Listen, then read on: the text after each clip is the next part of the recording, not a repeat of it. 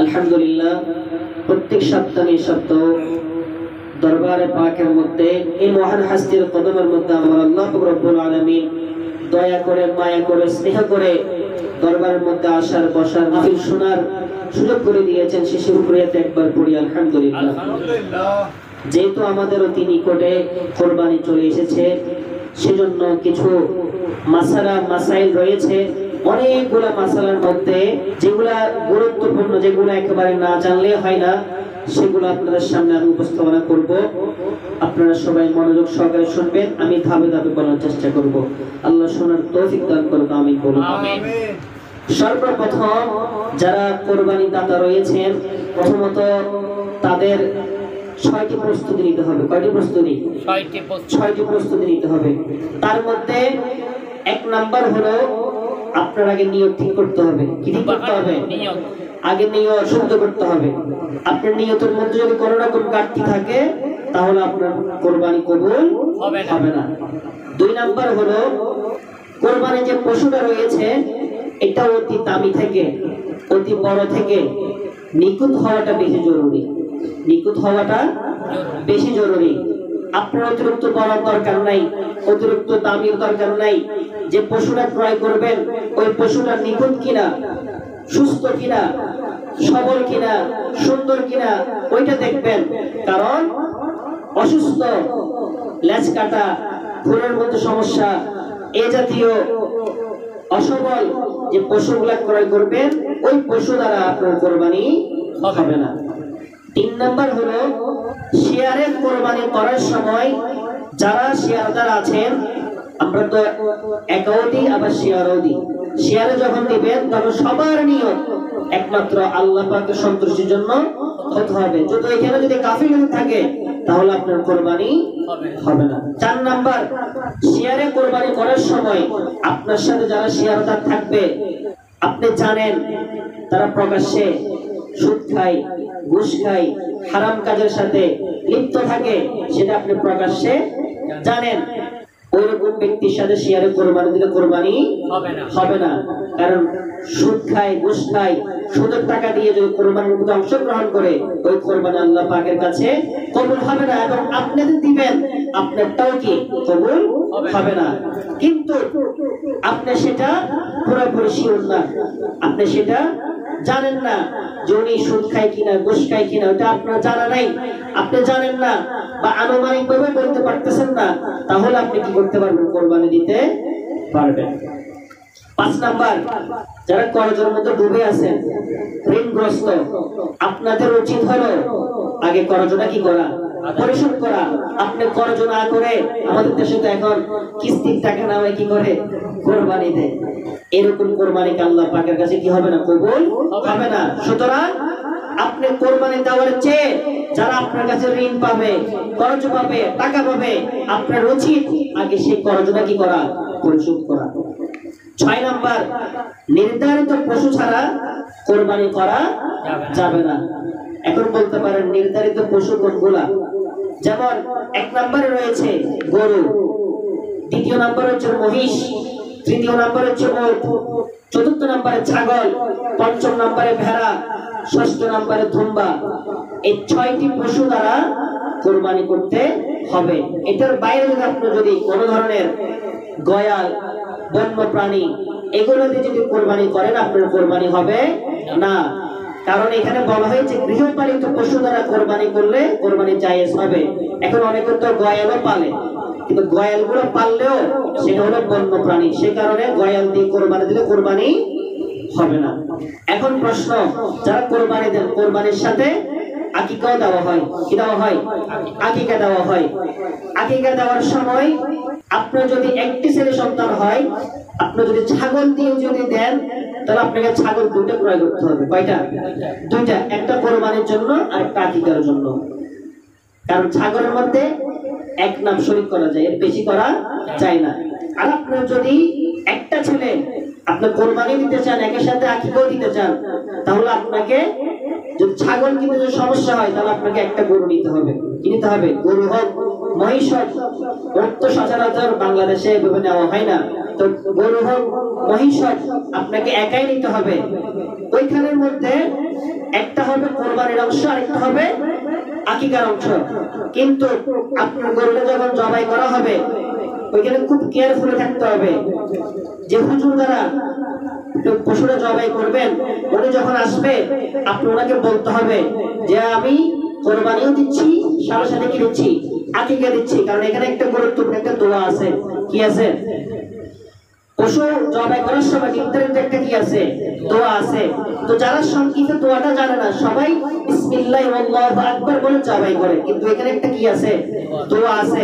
তো সেটা আকিকার সময় যিনি জবাই করবেন ওনাকে বলতে হুজুর আমি আকিকা দিচ্ছি, এবং যার নাম আকিকা দিবেন আপনার ওই ছেলের নাম হোক মেয়ের নাম হোক হুজুরকে কি করতে হবে, বলতে হবে। ওই দোয়াটা হলো আল্লাহুম্মা হাদিহি আকিকাতুনি, এরপর ওই ছেলে হোক মেয়ের নাম নিতে হবে। دمها بدمه ولحمها بلحمه وعظمها بعظمه وجلدها بجلده وشعرها بشعره إني وجهت وجهي للذي فطر السماوات والأرض حنيفا وما أنا من المشركين قل إن صلاتي ونسكي ومحياي ومماتي لله رب العالمين لا شريك له وبذلك أمرت وأنا أول মুসলিমিন। এরপর বিসমিল্লাহ আল্লাহু আকবার করে পশুটা কি করতে হবে, জবাই করতে হবে। এটা হলো আকিকা দেওয়ার সময় কোরবানির সাথে জবাই করার নিয়ম।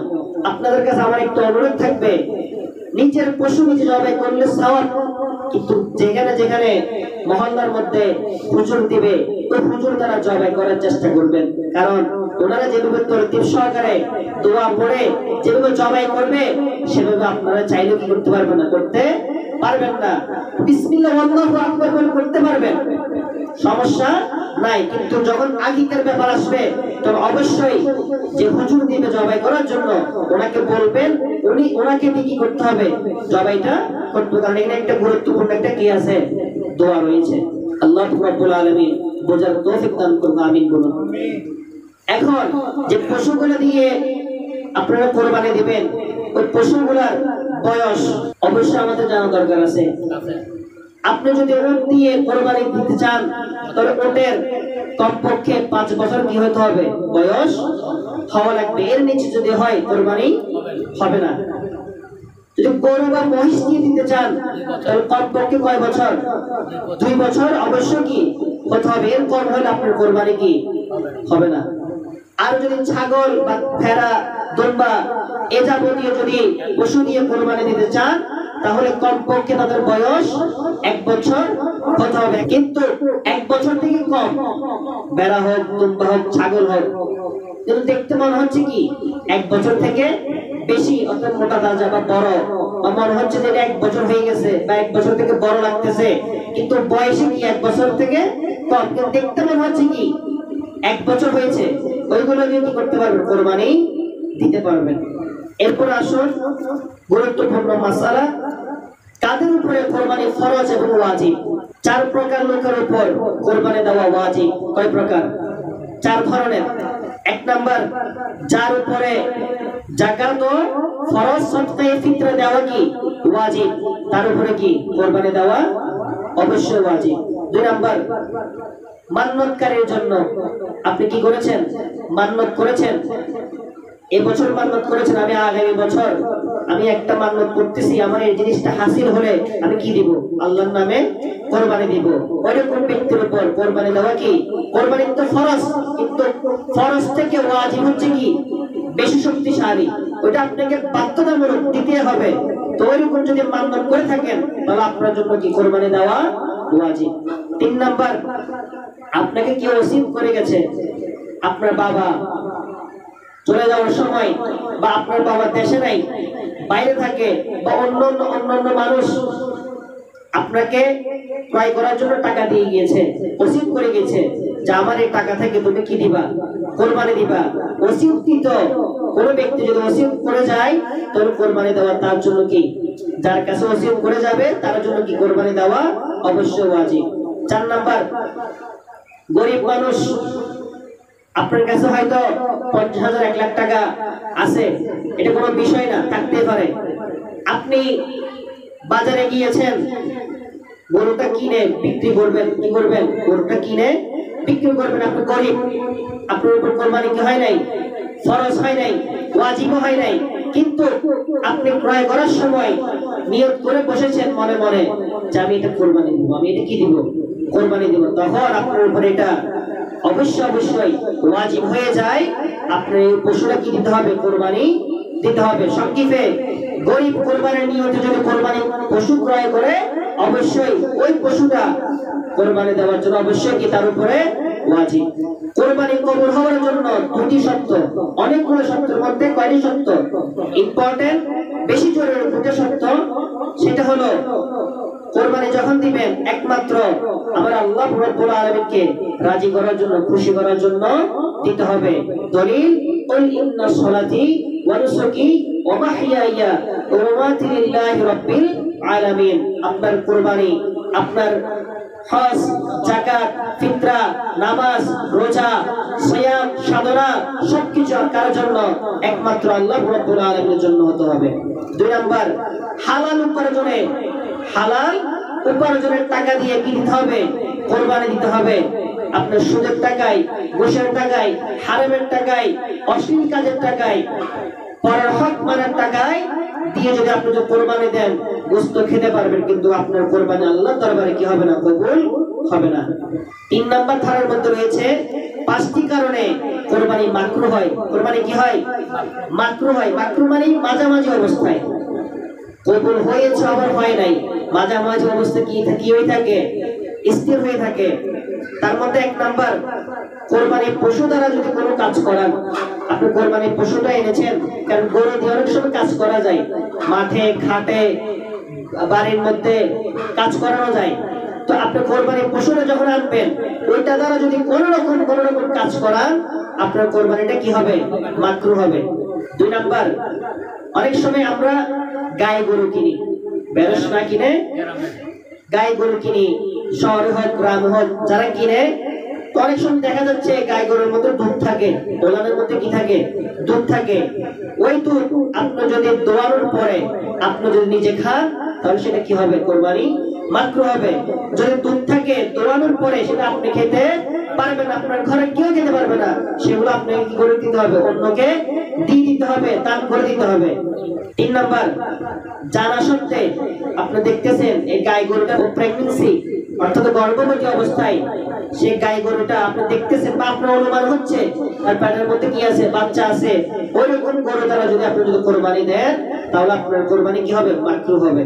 4 নাম্বার, জবাই করার পূর্বে, সেটা এখনো জবাই করেন না কোরবানির পশু, কিন্তু আপনি চামড়া বিক্রি করে দিয়েছেন, আপনার কোরবানি কি হয়ে যাবে, মাকরুহ হয়ে যাবে। কারণ যতক্ষণ পর্যন্ত জবাই দিবেন না, ছুরি গলার মধ্যে পড়বে না, ততক্ষণ পর্যন্ত মাথা থেকে পা পর্যন্ত যে চামড়াটা রয়েছে, ওই চামড়া আপনি কি করতে পারবেন না, বিক্রি করতে পারবেন না। যদি করেন, আপনার কোরবানি মাঝামাঝি অবস্থায় লটকে থাকবে, অর্থাৎ কোরবানি মাকরুহ হবে। 5 নাম্বার, পশু মারা যাওয়ার আগে জবাই করলো, কিন্তু এখনো কি হয় নাই, রুটা এখনো যায় নাই, এর আগে আপনারা ছিল শুরু করে দিয়েছেন। অনেক সময় এরকম হয়, তাড়াতাড়ি করার জন্য কষাই গুলো এক জায়গার মধ্যে একদিনে 4-5টা কাজ দিয়ে বসে থাকে, তো তারা তাড়াহুড়া করার জন্য করে থাকে, কিন্তু ওরা তো করতেছে, কিন্তু যারা কোরবানি দিচ্ছে তার তো কি হয়ে যাচ্ছে, বরবাদ হয়ে যাচ্ছে। তো যারা কোরবানি দিবেন, ওই কষাইদেরকে অবশ্যই যারা ছিলবে বলে দিবেন, যতক্ষণ পর্যন্ত রু যাবে না ততক্ষণ পর্যন্ত যেন চামড়াটা কি না ছিল, যদি ছিলেন কোরবানি মাকরুহ হবে। 6 নাম্বার, জবাই করার সময় দেহ থেকে কোনো মতে যেন মাথা যেন কি না হয়, আলাদা না হয়।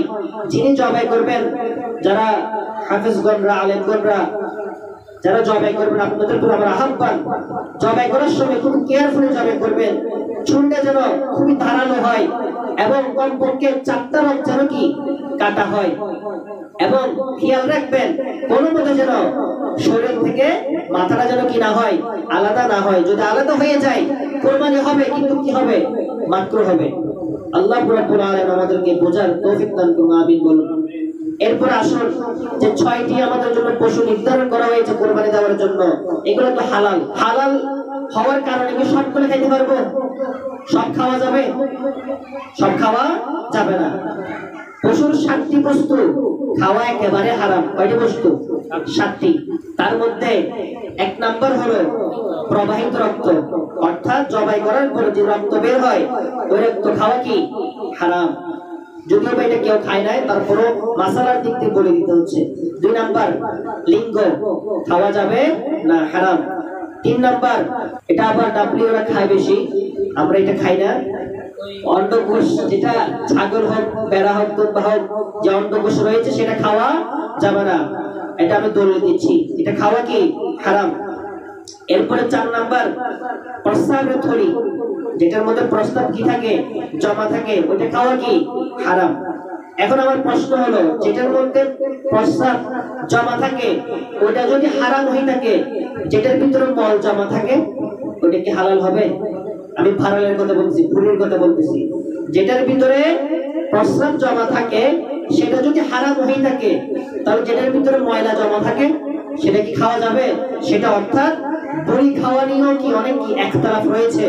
আমার ইমাম আশকে মুহাব্বত আহমদ রাজা খান ফাজিল বেরলভী উনি ফতোয়ে কাজী খানের মধ্যে নিয়ে এসেছেন, প্রস্রাবের থলি যেরকম হারাম, সেভাবে কি যে মল থাকে ওই ময়লার থলি অর্থাৎ বড়িও কি খাওয়া হারাম। কোরআনের মধ্যে রয়েছে ওয়াহারিমু আলাইহিমুল খাবাইস, যেগুলো ঘৃণিত, যেগুলো কি ঘৃণিত দুর্গন্ধ জাতীয়, সেগুলো খাওয়া কি হারাম। আপনারা যারা কোরবানি দিবেন আপনারা অবশ্যই বড়ি খাওয়া থেকে বিরত থাকবেন, এটা মাকরুহ তাহরিমা, হারামের পর্যায়ে। এরপর আসুন 5 নাম্বার পিপ খাওয়া হারাম। 6 নাম্বার চামড়া ও গোশতের মাঝের জমাট বিচি, চামড়ার মাঝখানে অনেক সময় জমার একটা বিচি থাকে শক্ত জাতীয়, সেটা খাওয়াও হারাম। 7 নাম্বার হাড়ের ভিতরে সাদা যে রক রয়েছে শক্ত, ওই রক্তটাও কি খাওয়া একেবারে আমাদের জন্য হারাম। আগামীকাল একটা দিন রয়েছে কোরবানির বাকি, আপনারা যারা পশু ক্রয় করার জন্য হাটে যাবেন, যাওয়ার সময় একটা কথা খেয়াল রাখবেন, দুনিয়ার মধ্যে সবচেয়ে উৎকৃষ্ট জায়গা হচ্ছে, অর্থাৎ সবচেয়ে উত্তম জায়গা হচ্ছে মসজিদ, উত্তম জায়গা হচ্ছে মসজিদ, আর সবচেয়ে নিকৃষ্ট জায়গা হচ্ছে বাজার। সবচেয়ে নিকৃষ্ট জায়গা হচ্ছে কোথায়? বাজার। কিন্তু আমার আল্লাহ রাব্বুল আলামিন বলেন যে কোরবানি যে হাটটা বসে, কার হাট? আমি আল্লাহর হাট। তো ওই হাটে যখন তোমরা যাবা, কোরবানি যখন চাঁদ উঠে যায়, যাদের উপরে কোরবানি ফরজ ওয়াজিব, তারা শুধু কোরবানি দিলে সওয়াব পাবে না, চাঁদ ওঠার পরে নিয়ত থেকে শুরু করে পশু ক্রয় করা পর্যন্ত আনা নেওয়া সবগুলোর ভিতরে কি সওয়াব রয়েছে। সুবহানাল্লাহ বলুন। তো আপনারা যারা হাটের মধ্যে যাবেন অবশ্যই আদব রেখে, হাঁটুর উপরে যেন কি না থাকে, লুঙ্গি হোক, প্যান্ট হোক, যেন হাঁটুর উপরে না থাকে। অবশ্যই আপনারা হাঁটুর নিচে অর্থাৎ 3 কোয়ার্টার প্যান্ট হলো কি পরে হাটের মধ্যে যাওয়ার চেষ্টা করবেন। আল্লাহ রাব্বুল আলামিন আমাদেরকে তরকিবগুলা, এই মাসালাগুলা বোঝার এবং আমল করার তৌফিক দান করুন, আমিন বলুন। এরপর একটা গুরুত্বপূর্ণ মাসালা, সেটা হলো 9 জিলহজ, আজকে হচ্ছে কি 8 জিলহজ, আগামীকাল থেকে ফজরের নামাজ থেকে 13 জিলহজ ঈদের পরে তৃতীয় দিন আসর পর্যন্ত মোট 23 প্রত্যেক ফরজ নামাজের পরে একবার করে তাকবীরাত তাশরিফ পড়া আমাদের জন্য কি ওয়াজিব। কমপক্ষে কয়বার? একবার করে কি করতে হবে। যদি আপনি আদায় না করেন তাহলে কি হবেন? গুনাহগার হবেন। সেটা কোনটি? আল্লাহু আকবার, আল্লাহু আকবার, লা ইলাহা ইল্লাল্লাহ, আল্লাহু আকবার, আল্লাহু আকবার, ওয়ালিল্লাহিল হামদ। এটা কমপক্ষে একবার হলো আপনি কি করতে হবে? পড়তে হবে। আল্লাহ রাব্বুল আলামিন আমাদেরকে বোঝার এবং আমল করার তৌফিক দান করুন। সবাই বলুন আমিন। আমার রাসূলকে জিজ্ঞেস করা হয়েছিল যে কোরবানি দেওয়াটা কি? কোরবানি দেওয়াটা কি? আমার রাসূল বলেছেন সুন্নাত আবিকুম ইব্রাহিম, কোরবানি দেওয়াটা হলো ইব্রাহিম নবীর সুন্নাত। সুবহানাল্লাহ। তা আপনারা যারা কোরবানি দিবেন, কোরবানির গোশত, মাংস, যেটাই বলেন, হাড়, কলিজা, যা কিছু রয়েছে কোরবানির পশুর মধ্যে, এগুলোকে আল্লাহর দরবারে যাবে? কখনো যাবে না। যাবে হচ্ছে কি আমার আপনার তাকওয়া, নিয়ত। হুজুর দলিল দেন, অবশ্য দলিল আছে, লা ইয়ানালুল্লাহা লুহুমুহা ওয়ালা দিমাউহা ওয়ালাকিন ইয়ানালুহুত তাকওয়া মিনকুম।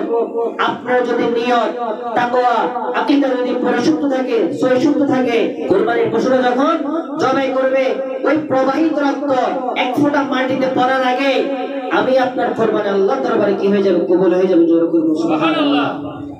এখন ওই কোরবানির পশুর মধ্যে হাড় আছে কিনা, মাংস আছে কিনা, যা কিছু রয়েছে আপাত মস্তক পুরো বডি স্ট্রাকচারের মধ্যে পশম হতে যা কিছু রয়েছে ওই পরিমাণ সওয়াব আমি আপনার আমল আমার মত আমার আল্লাহ রাব্বুল আলামিন দিয়ে দিবেন। যতগুলো পশম রয়েছে ততগুলো সওয়াব আমার আল্লাহ রাব্বুল আলামিন আমাদের আমল নামার মধ্যে দিয়ে দিবেন। যে কোরবানির পশুটা আনবেন ওইটাকে যখন আনবেন 2-1 দিন আগে নিয়ে আসবেন। বছর ঈদের দিন যায় কোরবানি গরু নেবেন, ঠিক আছে না, টাকা কমার জন্য আর কি।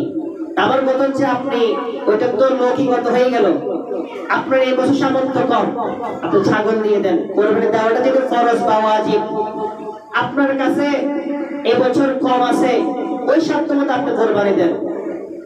আপনি যদি বলেন প্রত্যেক বছর আমি বড় গরু দিয়ে দিই, এবছর বড় গরু দিয়ে দিব, তাহলে আপনার কোরবানি কি ওইখানে শেষ, নিয়ত করার আগে কি শেষ।